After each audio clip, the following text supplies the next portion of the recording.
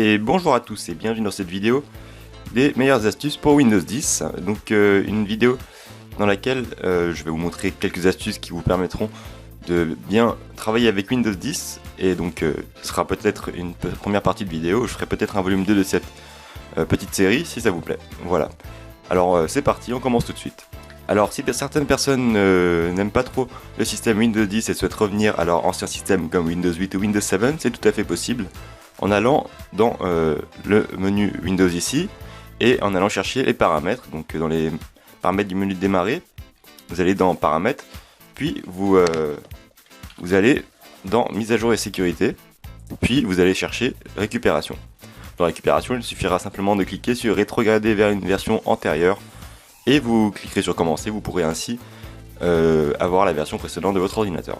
Autre astuce, vous aurez sûrement remarqué l'apparition de la barre de recherche en dessous dans votre ordinateur Windows. Si cette barre ne vous plaît pas et que vous voulez la supprimer, c'est très simple, vous faites un clic droit sur la barre des tâches, vous faites rechercher, le bouton rechercher ici, et vous mettez masqué, voilà comme ceci, et à présent vous n'avez plus de barre de recherche. Vous pouvez également aller dans rechercher et mettre simplement l'icône de recherche qui vous permettra, en cliquant dessus, d'avoir directement la barre de recherche. Petite astuce également, si vous voulez lancer une recherche Windows simplement sans la barre, il vous suffit d'aller dans le menu démarrer et de commencer à taper les termes que vous voulez rechercher, par exemple OK par exemple.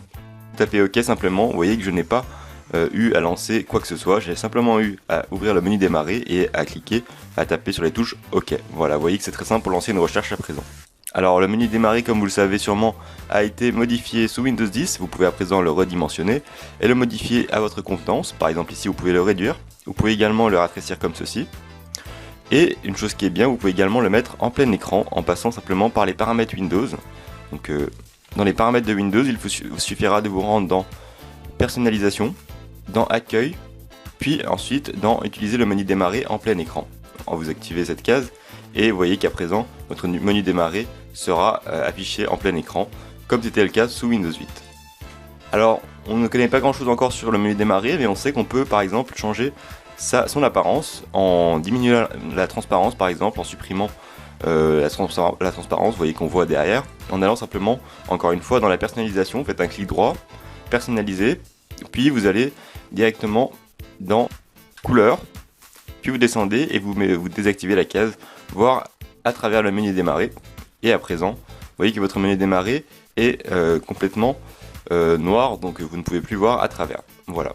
Autre fonctionnalité très intéressante que Windows 10 propose, l'apparition des bureaux virtuels en cliquant sur le petit icône ici. Vous pouvez ainsi avoir plusieurs bureaux. Par exemple, si je clique sur nouveau bureau, vous avez deux environnements de travail, un nouveau bureau qui ne comporte pas de fenêtre active et vous pouvez simplement basculer entre les bureaux comme ceci, et également les fermer comme ceci. Vous avez également un tutoriel que vous pouvez retrouver sur ma chaîne, je vous mettrai dans la description, pour maîtriser ces bureaux virtuels qui sont bien pratiques. Encore une autre nouveauté de Windows 10 qui va sûrement servir dans le futur, le centre de notification qui se situe en bas à droite. Vous pouvez ici à présent avoir plusieurs fonctionnalités rapidement grâce à ce petit volet ici qui vous affiche en temps réel vos emails, vos notifications et toutes les notifications des applications Windows. Vous pouvez ici, comme vous le voyez, désactiver le Bluetooth ou l'activer. Voilà, vous voyez, c'est automatique. Je réactive par exemple. Et également cliquer sur ne pas déranger pour ne pas recevoir de notifications. Alors une nouveauté principale également de Windows 10 est le menu invité de commande qui a été largement modifié et tout à fait personnalisable à présent. Donc si j'ouvre un invité de commande par exemple en tant qu'administrateur, donc dans l'invité de commande que vous avez à présent, vous pouvez maintenant coller les éléments, les copier, les coller. Par exemple si je fais CTRL V sur un élément que j'avais auparavant copié, vous pouvez à présent rajouter des mots facilement comme ceci et en faisant un clic droit les dupliquer à l'infini. Donc pour les commandes ça va être vraiment très pratique à l'avenir. Voilà, donc pour l'invité de commande, vous pouvez également modifier son apparence en allant sur la petite barre au-dessus et en faisant clic droit propriété. Dans propriété, vous avez à présent plusieurs options pour la taille du curseur, également modifier la taille de la police. Vous voyez que vous avez la police Lucida, donc comme ça a été auparavant sur Windows 7, vous pouvez changer également la taille du texte, également redimensionner la fenêtre et ce qui est assez bien maintenant, vous pouvez modifier la couleur d'arrière-plan, ce qui était possible sous les anciennes versions de Windows, mais en entrant seulement une combinaison de codes pour ceux qui s'en rappellent. Voilà, une fonction également très pratique, c'est l'opacité. donc une fonction qui est reprise des systèmes Linux. Donc cette invité de commande est très copiée des systèmes Linux, simplement car on retrouve toutes ces fonctions sur l'invité de commande de base sous les ordinateurs Linux, pour ceux qui connaissent. Donc ce qui peut être très pratique si vous voulez avoir une fenêtre derrière et regarder à travers l'invité de commande. Si vous ne voulez pas qu'il prenne toute sa place, ça peut être assez pratique. Voilà pour l'invité de commande. Et où est donc passé le panneau de configuration sur Windows 10 ? Eh bien c'est très simple. Vous avez très bien remarqué que le nouveau menu des paramètres a remplacé le panneau de configuration qui a totalement disparu, mais en réalité il est encore présent et tout à fait caché sur le système Windows 10. En vous rendant dans l'icône du menu démarrer en bas à gauche, vous pouvez faire un clic droit et retrouver panneau de configuration ainsi que vos options de paramètres favoris qui vous seront peut-être un petit peu plus familières que la fenêtre de paramètres de Windows 10. Autre nouvelle fonctionnalité de Windows, les 4 coins magiques. Auparavant on avait seulement 2 coins magiques. Pour vous rappeler, quand on faisait comme ceci, on avait la fenêtre qui s'étendait d'un côté ici et comme ceci de l'autre côté. Et bien à présent on a 4 coins qui sont sensibles.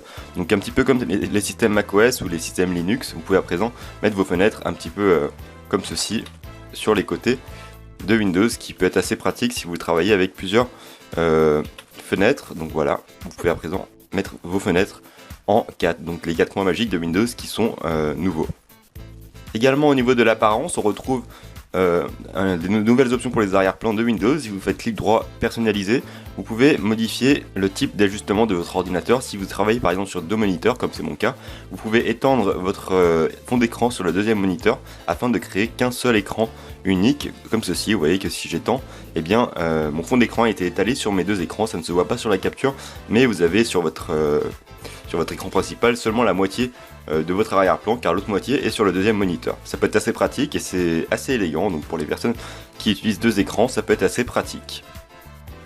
Autre fonctionnalité très sympathique de Windows, on peut à présent modifier facilement la police d'écriture de son ordinateur en passant dans les paramètres, puis dans Système, et retrouver ici la modification de la taille du texte dans Affichage. Vous pouvez à présent augmenter la taille de l'affichage si vous avez des difficultés pour lire votre écran, ou laisser la taille à 100% comme recommandé. Cliquez ensuite sur Appliquer pour que les modifications soient prises en compte.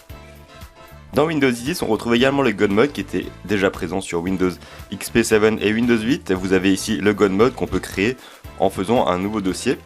Si je crée un nouveau dossier par exemple, eh bien je peux le renommer avec la combinaison de code spécial God Mode. Donc je vais le créer, nouveau dossier, et vous pouvez à présent, en appuyant sur Entrée, retrouver toutes les fonctionnalités de votre ordinateur en une seule fenêtre. Vous voyez qu'ici vous avez vraiment toutes les fonctions de Windows regroupées en une seule fenêtre, toutes les options de votre ordinateur. Donc le God Mode, astuce assez connue quand même sur les anciens systèmes Windows.